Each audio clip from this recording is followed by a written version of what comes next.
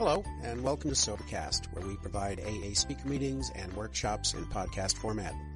We're an ad-free podcast, and if you enjoy listening, please help us be self-supporting by visiting Sobercast.com, look for the donate link, and drop $1 or $2 into our virtual basket. We hope you enjoy the podcast. Have a great day.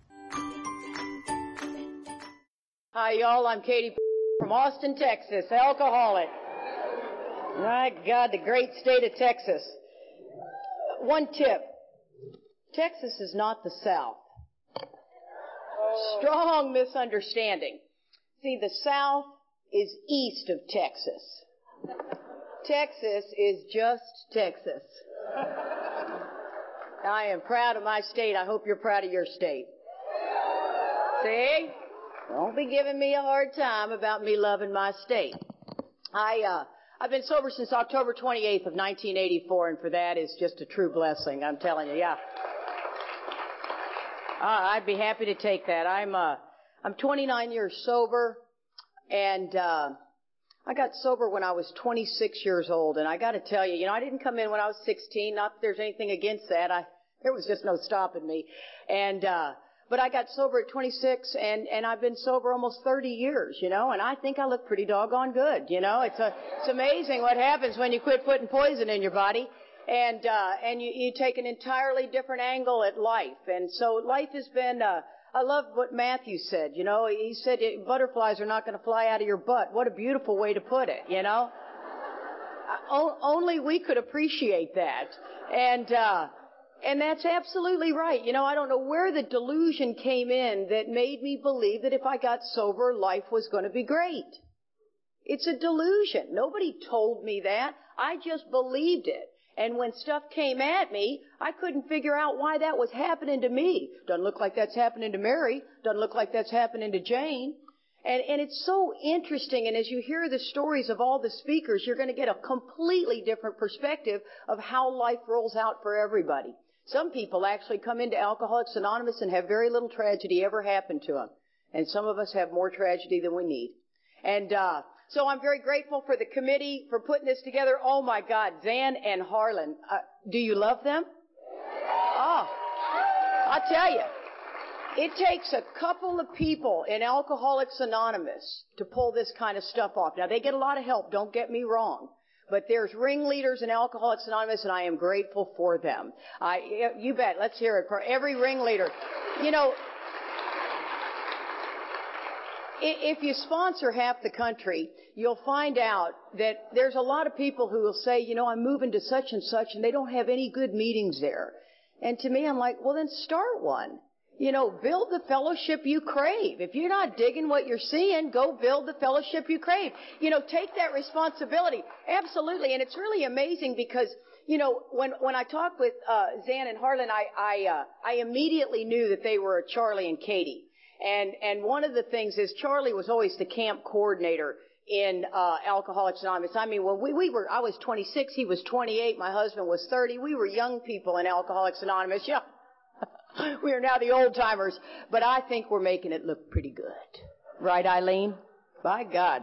I want a set of those glasses, that's for sure. I got a couple of glasses up here. You tell me which ones you think are cuter. Well, that's got one vote. The other ones? Oh, no, these? Okay. I'm leaving them on then. I can't see y'all, but that doesn't matter. It's all about looking cute. But so Charlie was the ringleader, and he was the one who got us to go to the slip and slide and got volleyball and got, sober bowling. And I mean, I could not imagine having fun sober. And neither can the new guy today. It's our responsibility to show them how to have fun, and not just in the hour of the meeting. You got to get them in the car. Who wants to take the new guy to coffee? Nobody. They don't. Oh, God. We're going to have to hear all about him. Come on, get in the car. It's interesting. But then, so back to Zan and Harlan. Okay, so we're doing a lot of email. They like to email. I'm not a big emailer. I'm not a big texter. I'm not a big, computer person. And so they're having to wait 2 or 3 days before they even hear from me. And, it's not good. And, So I'm in the airport, and I'm not quite sure who's picking us up at the airport, and when we get here. And so I'm at the Austin airport, and Zan had called, but I thought she said her name was something else. So I wasn't quite sure if I was calling the host back or who. So I was just going to say, hi. And so I call and I said, hi. And she goes, why do you always have to be so sweet? And I said, well, I was really quite a bitch at the counter just a minute ago. You missed it. Because, I'm in an airport. I am not always the nicest person in an airport. And then all of a sudden, Zan realized it was me, and then she was terribly embarrassed, and I thought, I missed the whole point. You know what I mean? And she is delightful. She picked us up at the airport. It was wonderful. And then when I met Harlan, oh, my God, are we cut from the same cloth. Let me tell you, we'd be the ones sitting in a home group AA meeting like this. Look at them over there. You see what they're saying? Oh, for God's sakes. You know what I mean? We are pot stirrers. You got that person in alcohol? Just shooting spit wads at somebody. Oh, I just fell in love with him right away. He said he knows I'm a kind of gal that likes to take order, right? So I am. And Matthew's line was going to interrupt the comedian, right? Keeping these things on task, you got to get the stuff moving.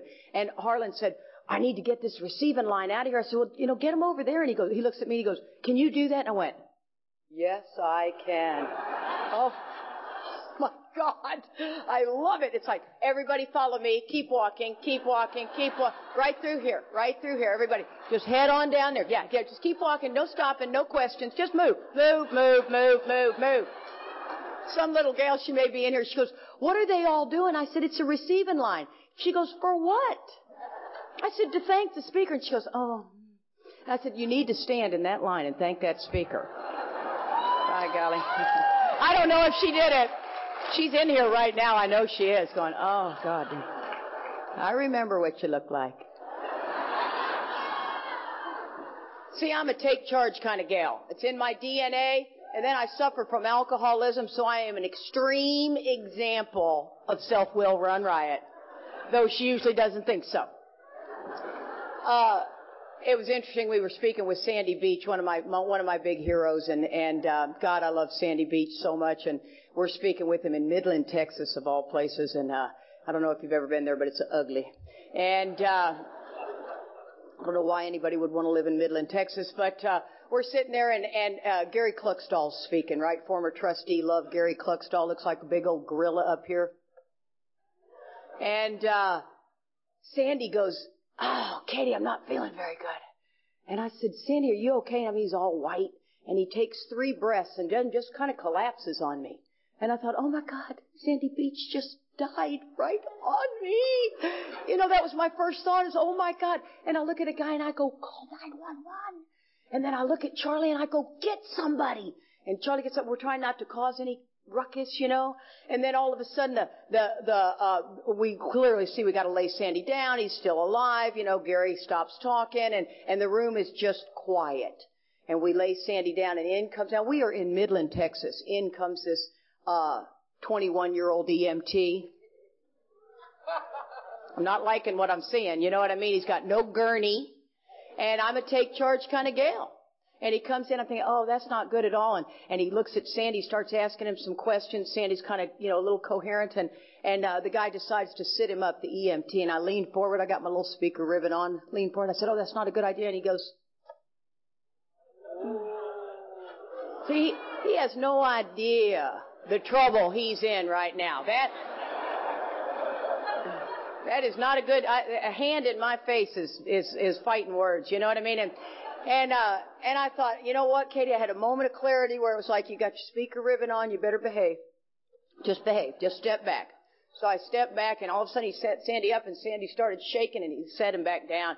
And I leaned forward. I said, that's it. Get a gurney now. For God's sakes, he's 80-plus years old. What are you going to, check him out before you put him in the ambulance?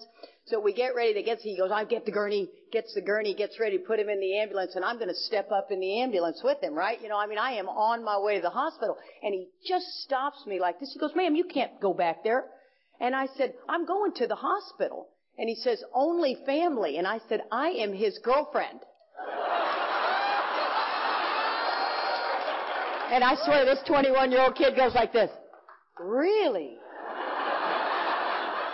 I happen to like older men, okay? So he lets me ride in the front with him. And we get to the hospital, and, you know, they start asking me questions. And I didn't know Sandy's name. Isn't really Sandy. Yeah, that's a problem. That's a problem when they're typing all that stuff in the computer and you're supposed to. I told him, I said, we just started dating not too long. And they said, his birth date. I thought, oh. I leaned over. I said, Sandy, the story's falling apart quickly. But long story short, I said to Sandy, Sandy, listen, I am a take charge kind of gal. And if you'll let me, I'll run the show. But if you don't want me to, I won't. And he said, I want you to. And it was like, thank you, Jesus. Oh, my God. And so, you know, because they wanted to perform surgery. That we're in Midland, Texas. They are not touching my Sandy Beach. Are you with me on that? They're not touching. They're going to medevac him to somewhere like Houston or Dallas, but we ain't having surgery in Midland.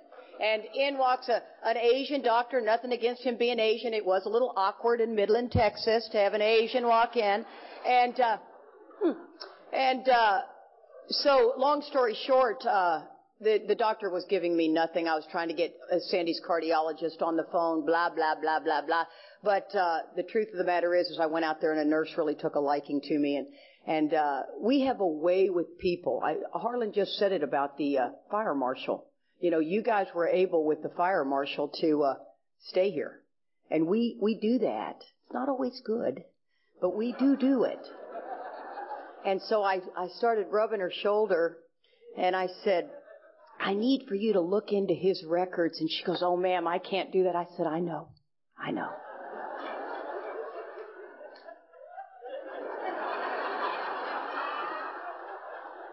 And I swear this is what she's going, I'm not supposed to be doing this. That's called self-will run riot, people. But we got Sandy out of there and able to speak, and it was absolutely sensational. Yeah, and I swear to God, he came alive. And he went back to his cardiologist, and he needed a pacemaker. You know what I mean? Thank God he didn't get one put in Midland, Texas. I got off on that tangent because I love Zan and Harlan. I love what they do. I love the direction that they go. And thank God this thing is alive and well with all the help they get. So love that. Eileen. Oh, my God. Eileen and I, Thelma and Louise. Could you see us together? And we're about 7 years apart in age. We could drive a car off a cliff and enjoy it. No doubt about it. No doubt about it. Great message of hope. I loved it. I tell you, and I love, she's the timekeeper. You know, she's made that clear. She's the timekeeper. She went 50 minutes, so there's 10 minutes out there for anybody to take. I'm taking them. Okay? So that's how I'll justify that one. My husband did a spectacular job. He does the best first step I've ever heard. I'm crazy in love with him. I love my husband. I'm pissed off at him right now, but we won't get into that. And, although I could do a 10-step with a large group of people right now. And, Lowell, you're not too far behind him. So, and I love Pat. I am crazy about Pat. Just everything about you, Pat. I just love you. And the fact that your alcoholic is still drinking makes me want to go slap the crap out of him. But other than that, yeah, I'll do it. And I will do it when I get home. Matthew's story is just absolutely unbelievable. And I loved everything Matthew said. I too share the same belief that he does. You know, I personally love that we don't need to be politically correct. I don't like political correctness. I really don't. I'm telling you. I think that, you know, that every kid wins is crazy. You know, yeah, every kid wins. So when you get out there in life and you get fired, suck it up, okay? I just am not a big fan of politically correct. And so I think that reality is reality, and the world is a tough place out there. It's wonderful and it's also tough. Don't even get me started. So, and then everybody's going to get an opportunity to hear Lori speak, and Lori and I've had the privilege of speaking together, and she's just a doll, just an absolute doll. She's got a great story. And then, Father Tom, we just spoke together in Cedar Rapids. I feel like I should call you Brother Tom. I don't know why. I just want to be brother and sister here, and Tom's story is amazing, and it's definitely, you don't want to miss it. I know you won't.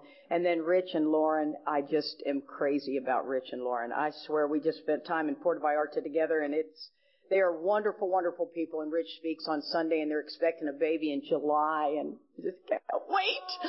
Yeah, and have him tell you about names. It's really quite interesting when he starts talking about names.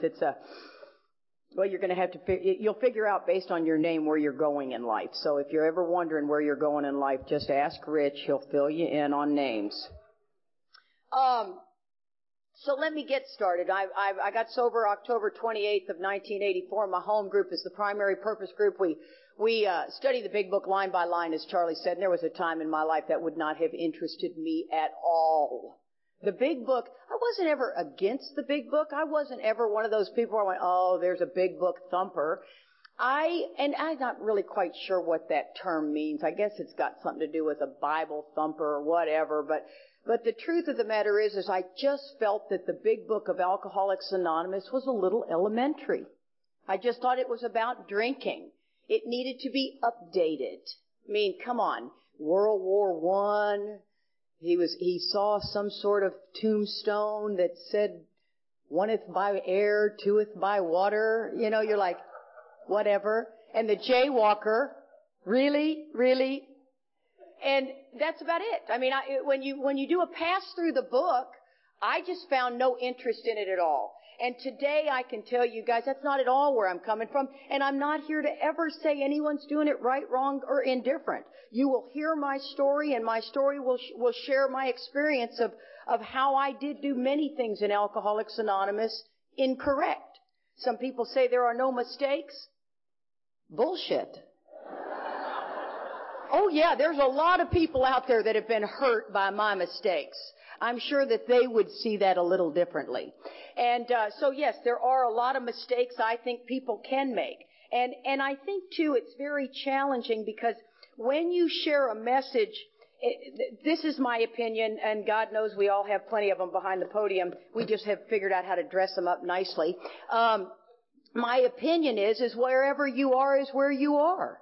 And if you want to go somewhere different, you get to go somewhere different.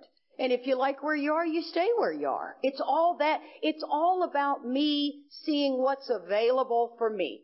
And I'll tell you guys, I have 3 beautiful grandchildren. Oh my God, are grandkids God's do-over or what? Oh, they love you right out of the gate. I mean, it is fabulous. 7, 3, and 2.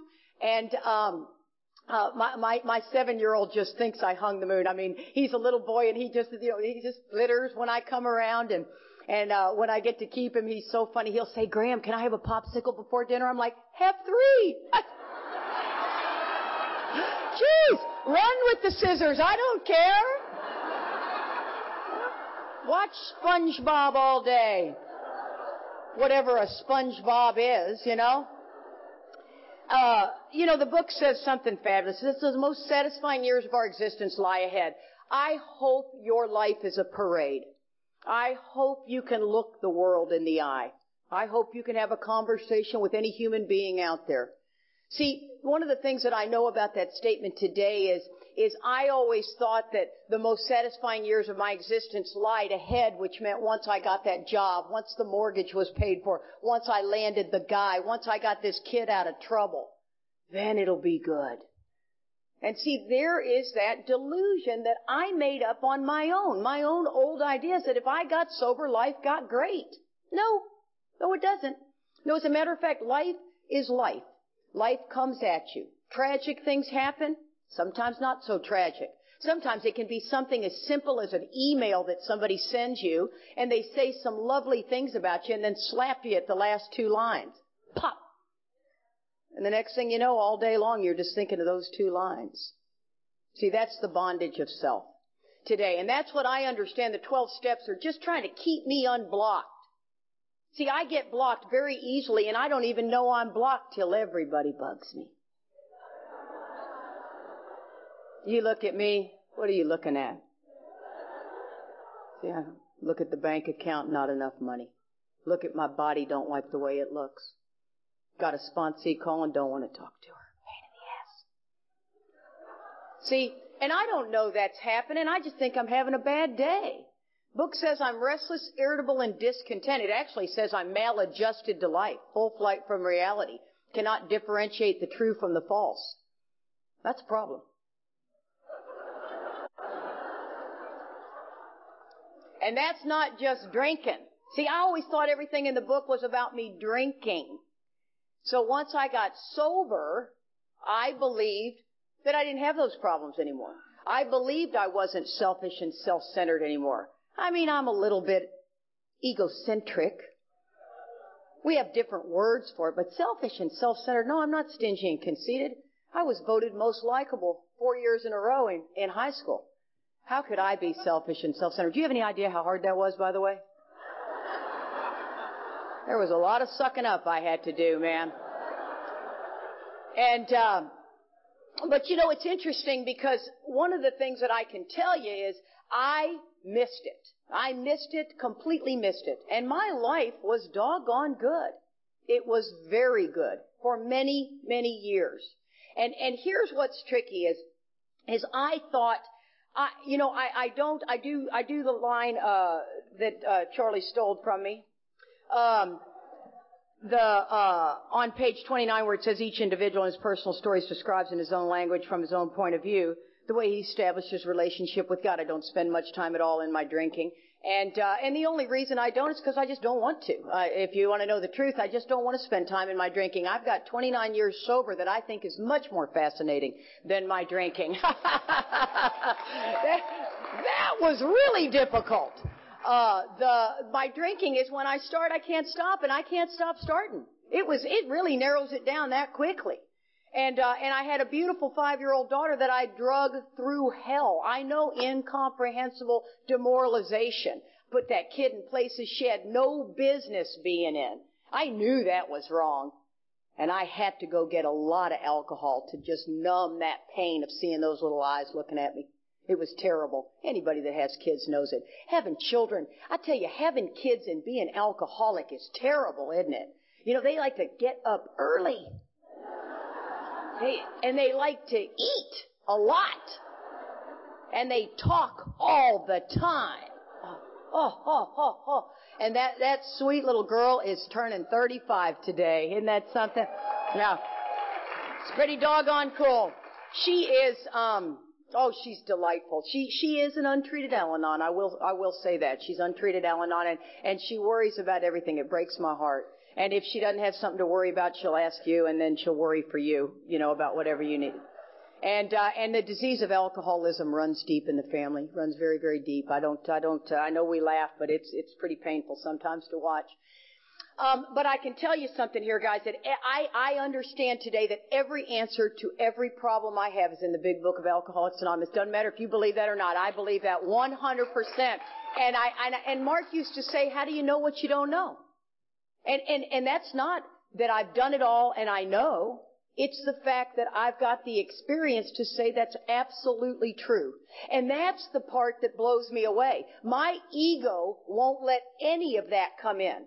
I remembered sitting in the rooms of Alcoholics Anonymous at 17 years hearing that message thinking, whatever. I know what AA has to offer me. See, that's what the ego sounds like. The ego sounds so prideful. And it can also sound really like this. You didn't do anything wrong. It's just a shapeshifter. If you've watched any True Blood, you know what that is. I swear True Blood makes you just want to smoke a cigarette afterwards, and it's like, I love these balcony seats. That's like royalty up there, isn't it? Yeah. Hey, we can do the wave.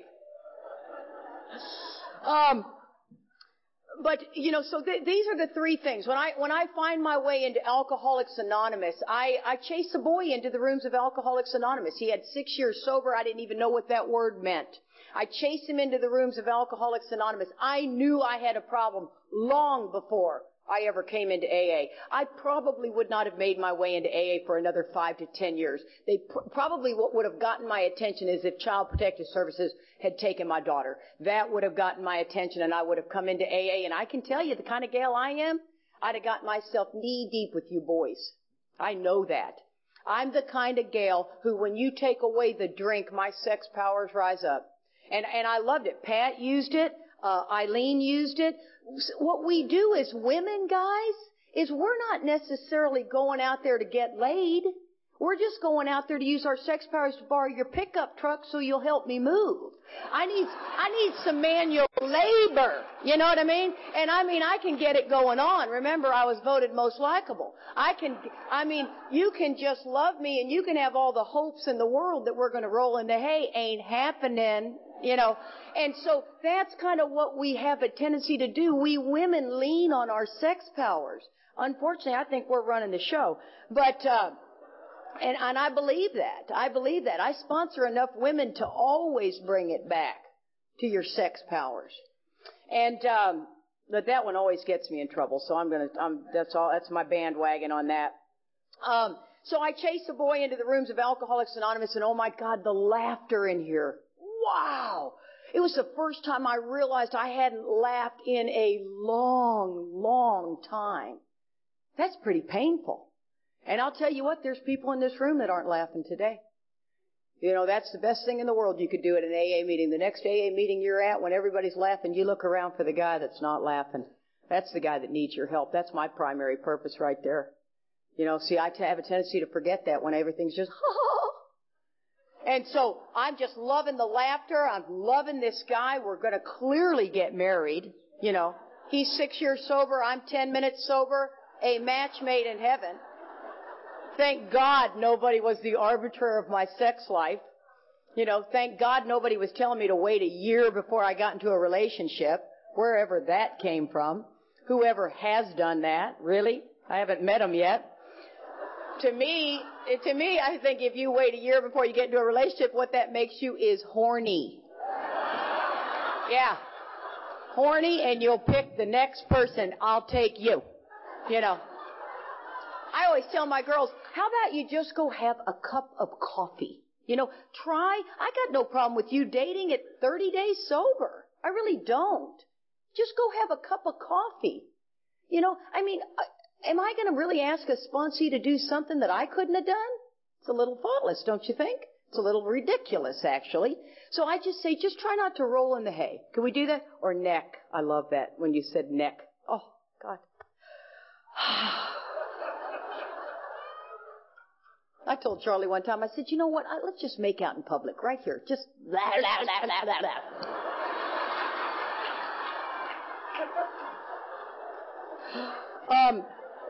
That's really hard to talk my husband into that.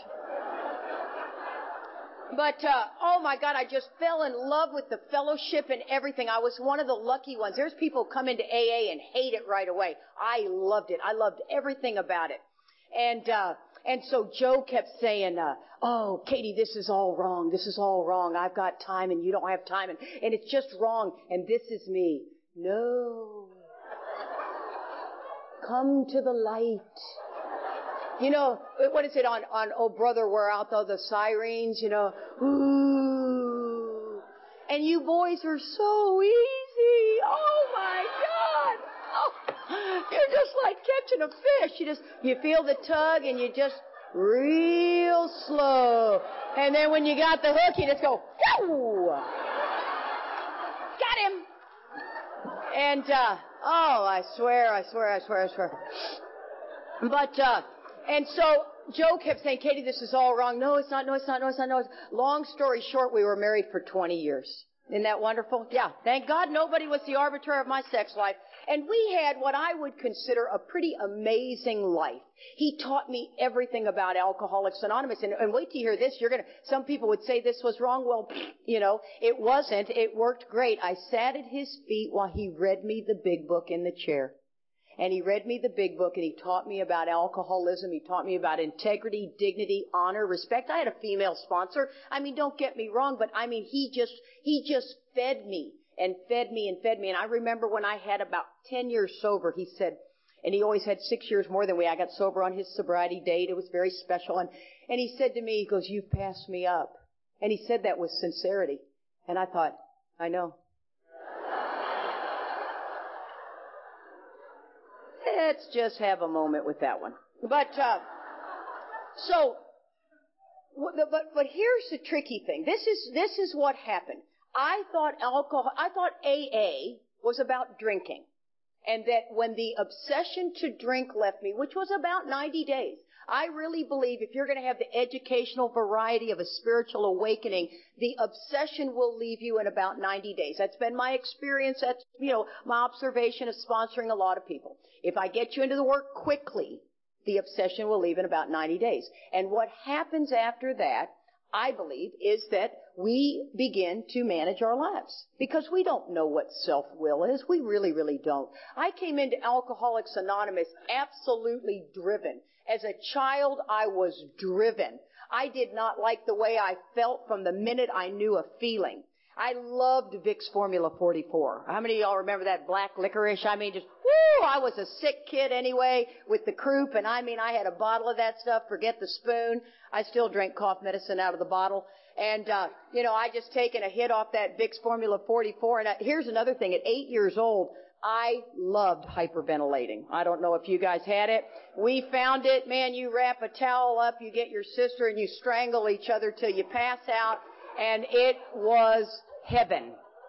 And the best part was coming back in. Oh. And I loved it. I swear, I think it's a perfect test for alcoholism. You could get a room full of kids that wanted to hyperventilate, and the ones that were screaming, "Do it, do it, do it," were probably alcoholic, and the ones that were running out of the room screaming were the al-anons. They're choking themselves in there. And one time my sister, at the bus stop, I did it, and she fell down, hit her head, cracked her head open. I got in a bunch of trouble. But the thing I loved is, the thing I know is that I did not like the way I felt from day one. I was the youngest of three. We were raised in a Catholic family. I guess maybe they were Irish. I don't know. Maybe they were Scottish, German. Could you have German Catholics? Yeah, okay, well, whatever. And so we were raised in that Catholic family, and all of a sudden, unexpectedly, I'm 8 years old, actually, between 8 and 9 years old, and my mother dies unexpectedly. She died at 33 years old. It was heartbreaking. And my dad had been an ex-NFL football player, so he was the party boy. She was the party girl. They were, cigarettes were everywhere. Booze ran free. Everything in my world changed radically, and my dad remarried 3 times in an 18-month period. I know. It's quite the player. He was not afraid to commit. We've established that. And, but he just couldn't seem to manage to keep a deal. And, when we had these 3 kids, we were all 2 years apart, right? And we had 4 live-in housekeepers and, 3 mothers in 18 months. And so today, when I came into Alcoholics Anonymous back then, I would have swore to God that made me alcoholic. I believe the new guy thinks something made them alcoholic. I believe almost everybody that came in this room didn't go, "You know what, I think I have that physical allergy and that mental obsession that's driven by that malady." That's what it is. We go, "You know what, if you had the life I had, you'd have drank too. If you felt the way I felt, you would have drank too." Well, what made the feeling? You got people who come from wonderful families and people who come from guns and beating up the wife and all. No, it's and it's like Eileen said, I believe that I have the genetic disposition of alcoholism. My sister doesn't have it. I think my brother has it. Still debatable. I think my father had it. It was interesting. Everybody drinks differently. And when the book says that we can't call anyone an alcoholic, you know why that is? is because nobody's going to get anywhere until you know you're alcoholic. Oh, I've seen plenty of people that have come into AA I've tried to sponsor. They're definitely alcoholic. But we're not moving off the mark until they know they're alcoholic. They got to lay their own experience up against it. So as I share my story with you, lay your own experience up against it. If it's not yours, we leave as friends. If it is, I'm here to help you. I'm here to wake you up, right? And this is the deal. When the thing I misunderstood about alcoholism is that AA is for everything. I suffer from alcoholism. Every human being has a malady, right? We're human. Self-will, God's will. We all have a malady. The only problem is my malady, when it gets too uncomfortable, drives me to drink. And then the walls come down, man. Then the next thing you know, man, we are circling the drain and I'm pulling a bunch of people in with me. The book is real clear that my alcoholism affects tons of people. I am a tornado roaring through the lives of others. It has, and here's the really tricky part. That's drunk or sober. See, I thought if you took the booze off of me, here comes the most likable. And I'm a go-to gal. I get stuff done. What do you need done? You need them? They're bugging you? I'll go talk to them. What do you need? You need to return that to the store. They won't take it back? Take me with you. Take me with you. We get stuff done. You know what I mean? And people love that. Especially people who can't stand up for themselves. They love my personality. So I'm going through this life with this delusion. Now, in the mix of this, Joe and I got sober in the 80s. That's when codependency recovery was alive and well. Matter of fact, what was beautiful is they'd come to Houston to hear Bob Earl. So, I mean, Bob Earl, I think, is a direct reflection of getting Joe and I together, which was really very cool. So it was all about your inner child. And here's the deal, guys. You come into Alcoholics Anonymous today, and whatever you hear in the meeting, you believe is AA. And I'm not saying good, bad, right, wrong. I'm just saying let's be careful what we're saying in there, because the new guy is forming his old ideas, new concepts, whatever, right here, right now. And so I just assumed that if AA was for my drinking problem, I don't have that anymore, then I will do this codependency therapy recovery. So I was in group therapy for 10 years. Woo! Well, I'm actually quite a good pseudo-counselor. I could just throw down right now you guys in a circle and it'd be pretty impressive. Somebody'd start crying short order and I'd solve your problems.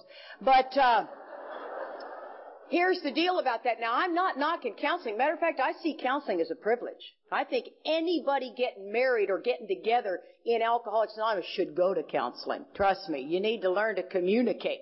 And I'm a big fan of it. I took it way far over. And here's the tricky thing. Everybody in those rooms was in recovery. They were either al-anon or AA. And so it was like an in-depth fifth step. But the only problem is we were fixing our own problems. See, the book says the selfishness, I can't wish it away or think it away no matter how hard I try. Well, if you've had 10 years of codependency recovery group therapy, you darn sure can get rid of it. You just manage it better. And that's what I did. I became quite a good manager of my defects. And so what I did is I had the rest of the world supporting me, kicking your butt because nobody liked you anyway. So let's get rid of you, and everybody over here tells me how great I am. So have no concern of others. And on page 19, I love this line. This flies right in the face of everything I learned about Katie. It says, this is the note, page 19. It says, most of us sense that the real tolerance of other people's shortcomings and viewpoints are a respect for their opinions, are attitudes which make us more useful to others. Our very life as an ex-problem drinker depends upon the constant thought of others and how we may help meet their needs. Shut up. Really? Really? Yeah, no. Mm-mm. And so what it's basically saying is if you piss me off, you are my guiding light to God. How? How is that? What I'd prefer to do is just detach, get you out of the way. Matter of fact, you remind me so much of my father, I can't stand you. See, and that's what we have a tendency to do. And what God's saying is that person is the perfect person to bring you closer to me. Page 133 says the deliberate manufacture of misery, God didn't do it. But when trouble comes, cheerfully capitalize on it so he can show his omnipotence. What? So the next big problem you have, somebody really pisses you off at work, or you get fired, I'm going to be happy about this? Cheerfully capitalize on it. Yeah, if you'll do the work, you'll be shocked at what comes out the other side. See, what happens, I think, to me at least, when I got sober, is after I got sober, all I know is self-reliance. I don't know about you guys, but I left home at 15. I started drinking at 12. My stuff was bad. My dad laid the law down, said, if you can't live by these rules, you're out. I said, I'm out. I'm out without a driver's license. That was stupid. Could have waited a few more months and gotten a driver's license, but no, I'll just pedal my bike to school. And so I'm out of the house at 15 years old. I never went back. I graduated from high school, didn't learn anything. Matter of fact, I don't know much. I really don't care where Venezuela is, ever. I don't know how to spell well, don't care. Don't like museums, don't like art, don't like any of that stuff, never have. And here's the interesting thing about this piece of my story, and I think it's real important because a lot of people, I spoke one time in a convention that had 7 other speakers, and 6 of them had all gone back to college. And I really think the new guy or someone sitting in this room will think, you know what, that's what I need to do. I need to go back to college. Well, that decision is a management decision if you just decide you want to go back to college. If you don't do the work on it, you may go back for all the wrong reasons. And then what you do is you get out the other side and it didn't fix you either. As a matter of fact, a lot of people go back to school and you know what I see them do? First thing they give up is Alcoholics Anonymous. You know, they had 10 sponsees. Next thing they know, they got school's more important, you know, and they got no sponsees. And their stuff's in the ditch. And here's the deal. I'm not saying don't go back to school. I'm just being darn sure you know what you're doing. You know, is that really the will of God that wants you to go back to school or not? See, I learned real quick on doing inventory. I learned that those 7 women that came through my life, all they did was show me my old ideas in the 3rd column, right? I have a ton of old ideas on men and women. Oh, don't even get me started. And that's what the 3rd column of a 4-column inventory is. How did it affect my self-esteem? How did it affect my pride? And so when this school thing came up, I did the inventory on it, and what I would have done is I would have gone back to I would have gone to college to prove to you I wasn't stupid. Well, I'm not stupid. Just because I don't like museums, art, history, geography, spelling, reading, math. Did I leave anything out? What? Music? Oh no, I love music. But Bob Dylan should stay a writer, not a musician. But other than that, that's my opinion. But here's the thing about it is, guys, is what I began to realize is, oh my gosh, I'm very, very smart. I'm very street smart. I've got amazing qualities. I ran a business for 30 years. I was 5th out of 5,000. I traveled the world speaking on marketing without an ounce of an education in marketing. Traveled the world for 18 years. And it was unbelievable. I mean, it was an unbelievable life. And so that's all I'm saying. I mean, it does show up from time to time. I will tell you that I have a sponsee and she and I are just like Dumb and Dumber. Oh my God. When I see her and I see the faux pas she makes, I go, oh wow, okay. You need to get a better edge on that. You know what I mean? I've learned to have an edge on it. And guy comes into our meeting from Norway and she says, is he from Norwegia? And I said, silly, he is Norwegian. There's about 5 people standing around. They go like this. I told you my daughter stole our grandbabies and moved them to Gig Harbor, Washington. Thank God you people in Washington are so wonderful.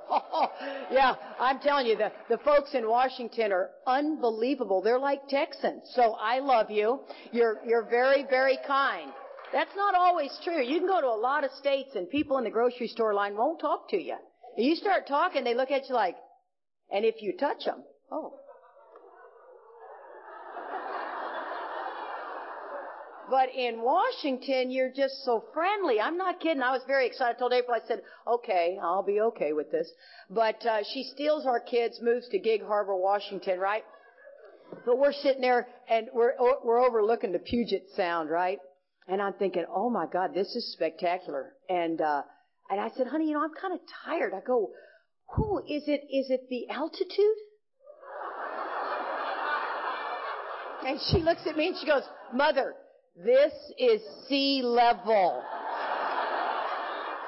And I looked at her and I said, there is Mount Rainier right there. You're not fooling me.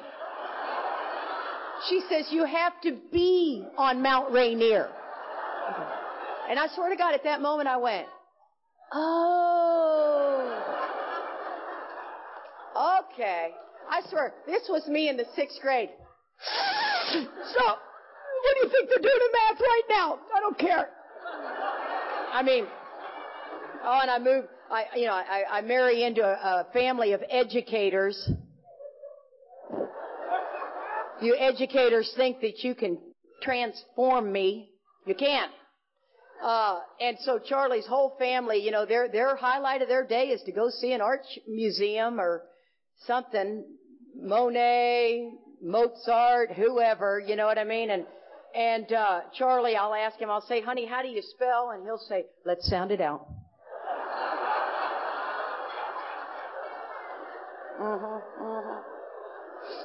Yep. So, back to getting sober. But I'll tell you guys, I just have to tell you, don't make a move without writing inventory. I don't even want my sponsor. I want my sponsor's input, but I don't want her managing my life. You know, trust me, that's a bigger problem. The whole room should be clapping. Trust me. I mean, I've had sponsees with guys dating them, and I'm thinking, he is a loser. And then about 8 years later, he has a remarkable psychic change, and they're a powerhouse couple in Alcoholics Anonymous. Thank God she wouldn't listen to me. You know what I mean? So see, when the book's talking about in the sex inventory, it's talking about a conduct inventory. I am not to be the arbiter of anybody's speaking life, of anybody's social life, of anybody's working life. That's the deal, is all my job is to give you kind of the pros and cons, and you take it into your prayer and meditation. My job is to be the vessel to get you connected to the power. I'm not the power, and don't ever think I am the power. Oh, Eileen, those claps are going to make me take your 10 minutes, you know. I'm just warning you. I just won't look at her while I'm doing it. Because I'm telling you, she and I are a lot alike, you know, a little intimidating. And so here's the other part of what I thought. This is my delusion. I thought AA was for drinking. I thought that my life's problems were for codependency recovery, and I thought that church was for spirituality. Now, I was never a big church person. As I told you, I was raised Catholic. They were speaking Irish, Latin, whatever they were speaking in church. And, it was some foreign language, and the guys, all you basically saw was a big old cone and his back, you know. And my job was to flick a booger on my sister. That's it, you know. And I mean, when you're a kid, you got some gigantic boogers. You know what I mean? You can send one of those across the arena. And so that was my whole task in life was, you know, I didn't pay attention. As a matter of fact, I just really didn't dig the whole church thing. And then, of course, after my mother dies and my father remarries 3 times, we are excommunicated. How wonderful is that? And so I remember somebody marched up to me, you know, somebody in a receiving line. Don't ever march up to somebody in a receiving line, and please don't ever correct anybody in a receiving line. It's just write inventory. Go talk to your sponsor. You know what I mean? That is not a time or place for you to share your opinion. So it really is. It's just terribly tacky. And then I have to cheerfully capitalize on you so God can show his omnipotence to me. But some guy marches up to me and he goes, they were not speaking Latin. And I thought, really? That's all you got out of my story? And I said, dude, it was 1966. They damn sure. What do you think? I'm a liar? And I swear at that point I just wanted to throw down with the guy, and I thought, but here's the deal. I just didn't really care about church. I really didn't care about God. I didn't have a good, bad, right, wrong. I just didn't care. And so all of a sudden, I'm 3 years sober. I am all about Alcoholics Anonymous. Talk about the service structure. I'm all up in it. I am doing committees. I am doing this. I am loving what I'm getting. But what happens, and I think this happens between 18 months and 3 years, is the new guy does not see that the program is about selfishness and self-centeredness. You see, we come into Alcoholics Anonymous and we learn character. We learn about being nice and showing up, and my word means my word, and that's all wonderful. But what 60 to 63 is trying to teach me is behind a kind motive, I can destroy you. You see, that's the part where I didn't get it. See, I don't even know I have a motive until you piss me off. And if you don't do what I think you should do, now I'm mad. Well, I must have had a motive. Well, what is that motive? Well, on the list, I really wanted to help you, but it's third on the list. The top two are self-centered, trust me. The top two are me getting what I want. And I didn't get that. So at 3 years, I felt like I needed a little bit more. And Joe says, hey, let's go to church. And I thought, no, I don't think I need that. And he said, no, let's go to church. I found a really cool non-denominational church. And we go into this church, they got these big old screens, and everybody's singing and the worship, and it's young people, and it's so much fun. Oh my God, it's just fabulous. And I mean to tell you, I just thought, I love this. This is what I've been looking for. And the next thing you know, man, I became a Jesus freak. Oh yeah, you know the Jesus freak in Alcoholics Anonymous. Me and Jesus were tight. And I believe that the alcoholic is a chameleon. Mark used to say we're like soybeans. We take the flavor of anything. And we're chameleons. You need me to be green today? Fine. You want me to be brown tomorrow? Fine. You know what? I'm at the PTA, I blend. I'm at the motorcycle rally. What do you need? And when I got into that church, oh my God, nobody was trying to brainwash me. I brainwashed me. The church said, hate the sin, love the sinner. I hated both. And the next thing you know, man, I am getting really distorted. And I'm not going to AA, but I'm very much about staying sober and keeping my AA friends. But the meetings, elementary. And so for 3 years, Joe and I got heavily involved in the church. And here's the deal. You know the guy who tries to come back and save the heathen alcoholics? Oh yeah, let's take a minute to look at them. And hope they're getting it. It's funny. When I mention Jesus, and I don't do it in an AA meeting. It's not appropriate in an AA meeting. Up here it's okay because I'm telling you my story. Oh yeah, it's definitely not appropriate. Stop it. And you also don't get to talk about Buddha. You don't get to talk about Judaism. You don't get to talk about Hinduism. You don't get to talk about religion. Zip it. Yeah, so don't get all your butt in a pucker because of Jesus. They all fall under that. You know what I mean? And but for some reason, Jesus makes the hair on the back of your neck stand up for a lot of people. And you ought to mention Jesus in the Bible Belt of Texas. Oh, they all think that I'm going to get killed with a lightning bolt any minute. But here's what ended up happening is I came back to try to save you. That's a problem. And the only person that remained my friend was Charlie Parker. And we'd have big arguments. He goes, I guess I'm not living up to your Christian values. No, you're not. You are a pig. You are dating every crazy woman in Alcoholics Anonymous. You know the crazy ones. We women can pick a crazy girl that fast. You can see in her eye. And I'm not talking driven. I'm talking crazy. And to you men, it's like an aphrodisiac. So don't be thinking you're fooling me. And, but so, Joe and I get very involved in the church. For the next 3 years, we're in the church, and I'm not kidding you guys. We looked Amish. I even started wearing underwear. Okay? That's a big deal. And, on page 14 it says, for if an alcoholic fails to enlarge his spiritual life through work and self-sacrifice, he cannot handle certain trials and low spots ahead. That's what it's talking about. See, I thought that I needed to go elsewhere to find my spirituality. Now, I'm not saying you don't. Don't hear it as you take whatever you're going to do outside and you do it along with Alcoholics Anonymous. Not instead of. And AA better stay up here. Let me tell you something. There's a reason those 12 steps are to keep me unblocked. See, I get blocked. And if I get blocked, I live in those bedevilments on page 52. And they are troublesome. Listen to these bedevilments, guys. They are so problematic. We were having trouble with our personal relationships. Ask yourself, take the test. Lay your experience up against it. We were having trouble with our personal relationships. We couldn't control our emotional nature. We were prey to misery and depression. Depression, that's just panache for self-pity.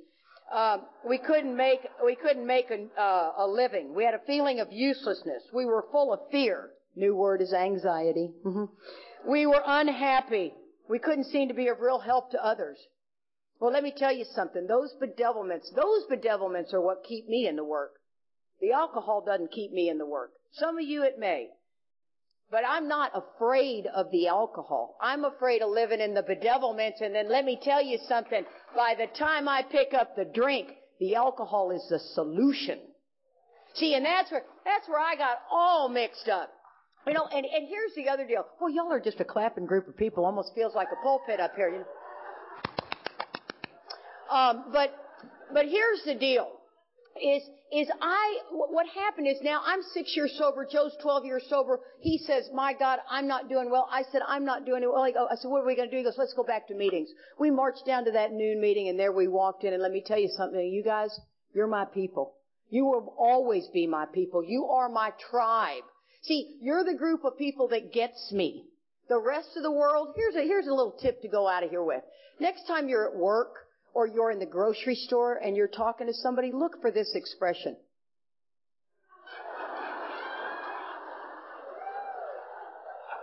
Just saying. You get me. You can ask an alcoholic if they're married and get a 10-minute answer. It is a yes or no question. Not for us. And that's where this look comes. So we come back to AA. I lean over to Joe. I put my arm around him and I go, oh my God, honey, we are home. And he goes, I know. This is fabulous. And I had that moment there where I knew I was home. And I'd love to say at that point I skipped down the yellow brick road and life was great and butterflies did fly out of my butt. But no, that's not what happened. I hope people hear that CD, Matthew, of you before they hear me so they don't understand where that seems. But here's what happened. I entered into what I call meeting-based sobriety. And that I love meetings. I absolutely love meetings. I've got my favorite meetings that I go to, and I got my little ritual, just like you have your little ritual. I love, Charlie and I get the privilege of doing this. I love the fellowship of Alcoholics Anonymous. Let me tell you something. It will do nothing to keep you sober. It will not do it. The book tells me that in 100 places. If you can manage to stay sober on meetings, more power to you. For if an alcoholic fails to enlarge his spiritual life through work, the 12 steps, and self-sacrifice for others, helping the drunk, you will not stay sober. I'm telling you guys, how many of us have lost at least 10 people in AA? Raise your hand. Absolutely, it's everywhere. Now, we're not the lucky ones. I really believe there's a level of grace, and when the grace runs out, the grace runs out. And that is my experience. And so Joe and I are sitting there and, oh my God, we're in meeting-based sobriety. And I love the meetings. The meetings are one side of the triangle. Service is the other, and recovery is the foundation. The 12 steps are all we know that helps us stay sober. It says work with another alcoholic. It works when everything else fails. Yes, it does. But trust me, if you're not in there getting unblocked, you will get pissed off at your home group and drink at them. Yes? Oh, I'm telling you, how many of y'all go to a meeting and you go, oh, there's Big Head Doug. Oh, Jesus, not him again. So-and-so's getting ready to share, wear my ass out, my God. Going to talk about that stupid divorce one more time. And what I learned is I had to go to meetings to get relief, right? But I wasn't getting the freedom. And if I had a problem, somebody would sling a slogan at me. And they would say, let it go. What do you mean, let it go? Did you not just hear my problem? And see, what you're doing is you're giving me the promise, asking me to work the promises, hoping the steps come true. You must have me work the steps so I get the promise of letting it go. I can't let it go. I don't even know what I'm letting go. I have to put pen to paper. The 10th step is the most underutilized step in Alcoholics Anonymous. Heck, it's even muddied in the fact that people think it's the evening review. Yeah, because 12 and 12 muddied the waters on that one, but, with no ill intention, it just did. The 10th step is a spot check inventory we take through the day. We are watching for resentment, dishonesty, selfishness, and fear. And when these crop up, we're to do 4 things. And if it continues to bother me, I put pen to paper. We continue to take personal inventory. Where does it say that in the book? In the 4th step. So what does that look like? There's the directions. So you see, 4 through 9 is just to get the debris out of the way, and then we live in the disciplines. I've been in the fitness business for 30 years. I can get you to lose 30 pounds. Oh, trust me, I can.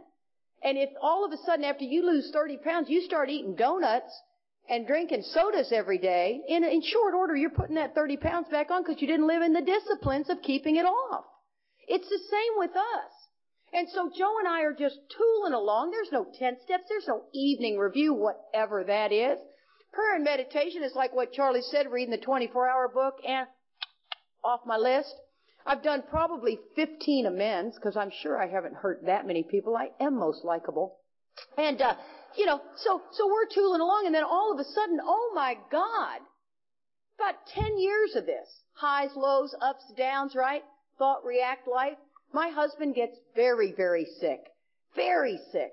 And we're both self-employed, and the psychiatrist says he's going to have to end up going to get his head scanned. There's something organic in there. And here, remember, I'm uneducated, and so organic meant pot.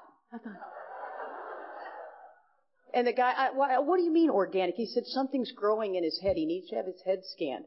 Well, I can't afford a head scan. We have catastrophic insurance. A little girl at my meeting says, Katie, you need to go go drive a school bus. If you drive a school bus, instant HMO. Got that? Just FYI. And just saying. And so I go down, I apply for a school bus job, and I get it right away. It's in a fairly affluent neighborhood, too. You know what I mean? I'm not over in the ghetto. It's a fairly affluent neighborhood, and I get an instant HMO. And I'm telling you what, I take Joe in. It takes him forever to get an appointment, and I call the general practitioner doctor. He says, take him to the emergency room. We get in the emergency room, and I tell this doc he needs his head scanned because that's what I do. And he's not about to scan my husband's head till he runs him through a gamut of tests, and he finally decides he's going to scan his head. And when he scans it, I'll never forget this moment. Now, I have taken this school bus job because it fits in with my fitness career, right? I can get up at 5:30 in the morning and drive a school bus. I'm not going to be driving that school bus for long. I'm just getting his head scanned because I'm not really hurting anybody. Are you with me on that? I mean, too bad. It's a big school system. They can hire somebody else. But I just need his head scanned, then I'm out of this job. And so he gets his head scanned. The doc comes back in the room, and he sets his hand right here on my shoulder. And I mean, it's an intense moment. He goes, my God, he has got a gigantic tumor in his brain. It's bad. And I remembered my very first thought was, I'm going to be driving this damn school bus for the rest of my life. See, that's how self-centered I am. Now, I didn't tell anybody. Okay, yeah, right? I didn't tell him. I didn't go, oh, that's just great, Joe. I'll be on that stupid bus forever. But that was my first thought because you guys, I am an extreme example, and I'm here to welcome you to Alcoholics Anonymous. It's yours, too. Don't think it's not. Okay? It is. but most of us don't ever tell anyone. And so that was my very first thought. And I'm here to tell you guys, I drove that school bus for 3 more years. I was expecting to drive it for 2 weeks, max. Self-will run right, I'm in over my head. Oh my God, let me tell you, those bus stories are unbelievable. There's one. Picture me on a bus. First of all, I added a little flavor to the bus apparel, first of all. Woo! Woo! And, but I'm on that bus and I'm trying to make the best of it. And I drive a gas bus because they go fast. Because I got to get from point A to point B fast. And so there's these 2 humps, right, that you got. And these humps, I mean, if you got the power of the bus, the gas bus, the kids would go, come on, Miss Kate. I'm like, oh no, man, guys, I'm going to get in trouble there. Come on. So, okay, fine. There's like 5 little boys. It was all boys. Get in the back of the bus, and they're all in the back of the bus. And so, man, I gas it, and these 2 humps, but it came to a stop, and you had to take a quick right, And so all of a sudden, you got to hit the brakes. So right, all of a sudden, I gas it. I look up because your life is the mirror, right? And I look up, and these kids are like, wow! I mean, I could get them 5 seats over. You know what I'm saying? And it was all boys, so it really didn't matter. And so yeah. If you've raised boys, you know what I'm talking about. You wouldn't have done that for a little girl because she'd have gotten hurt and you'd have gotten in trouble. And so they come flying over, and all of a sudden I hit the brakes, and I hear, I thought, what the hell was that? And these kids go like this. We all get off the bus. I have blown all 4 valve stems off the back end of that. Yeah. And I remember, those kids were like rats on a sinking ship, just pew! And I thought, oh my God, so I got to get on the horn, and I'm like, yeah, turtle bus to base. Turtle bus to base. And base comes on, and our boss also has a radio on his hip, and Billy gets on. He goes, yeah, turtle bus, what's up? I said, man, I don't know what happened. I shot all 4 valve stems off the back end of my bus, man. They're all gone. And you hear my boss go, what? And so I'm not going anywhere. I'm dead in the water. Right there, I am dead in the water. So they pull up, and this is what they did.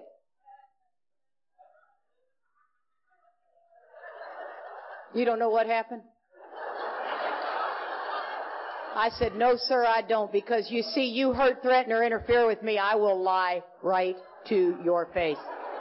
I am 15 years sober, and I can't lose that job. There's no rigorous honesty. Not in my program, because I didn't have one. And nobody said nothing. I kept the job. Oh, I could give you 110 bus stories, but okay, one more. So, oh my God, there was a guy in a BMW. Any of you guys know if you're on a bus route, it kind of bugs you because the bus stops and it just pisses you off, and you want to beat the bus, kind of deal. We'll stop it.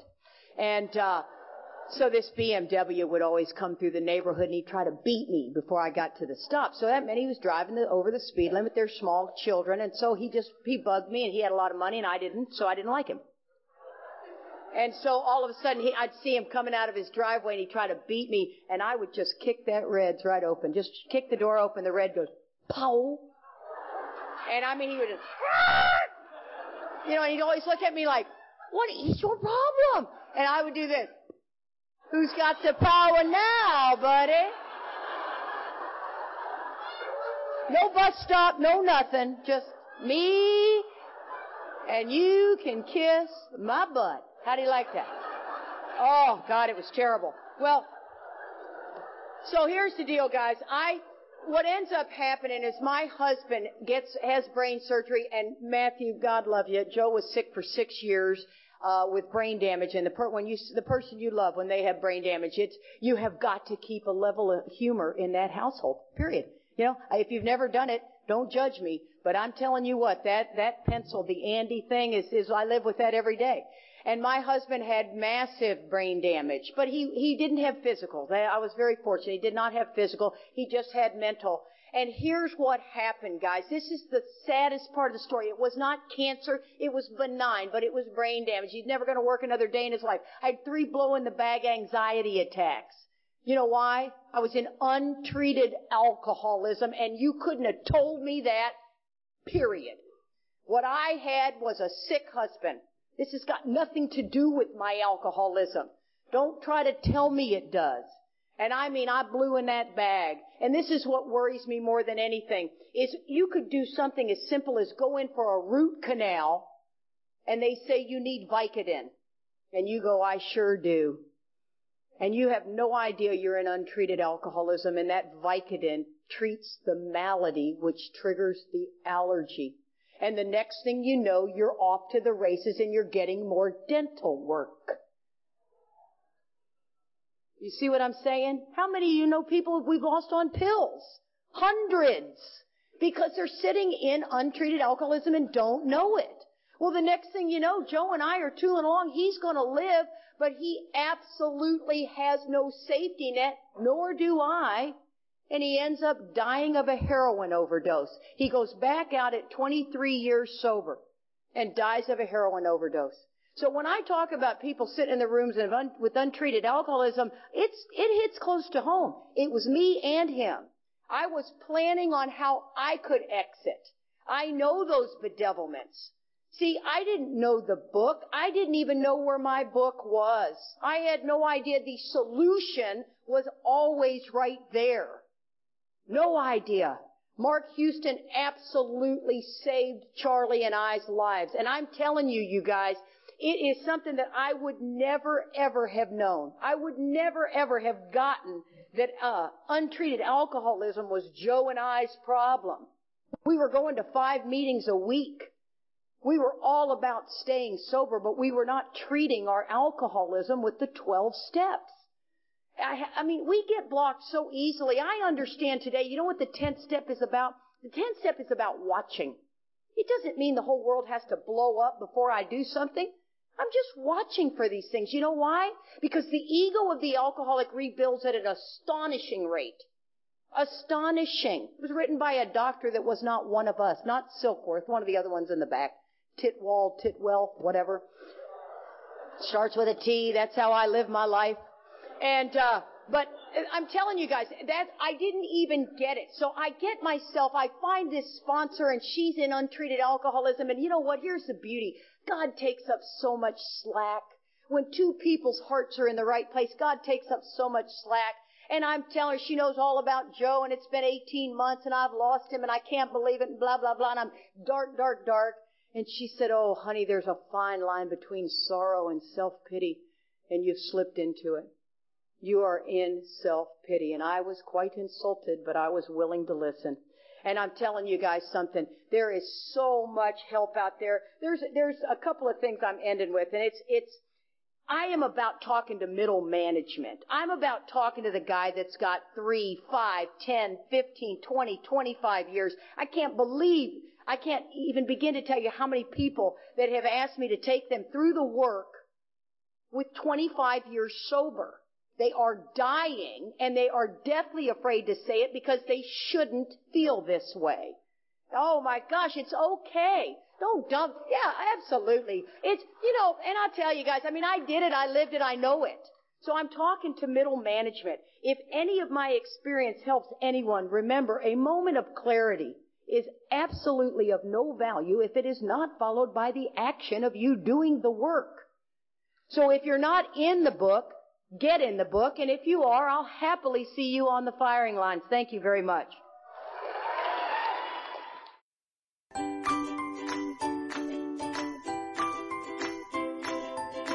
Thanks for listening. I hope you enjoyed the podcast. Sobercast is ad-free, and we'd like your help in order to keep it that way. So if you'd like to help us be self-supporting by pledging $1 or $2 a month, visit Sobercast.com and look for the donate links. Thank you very much.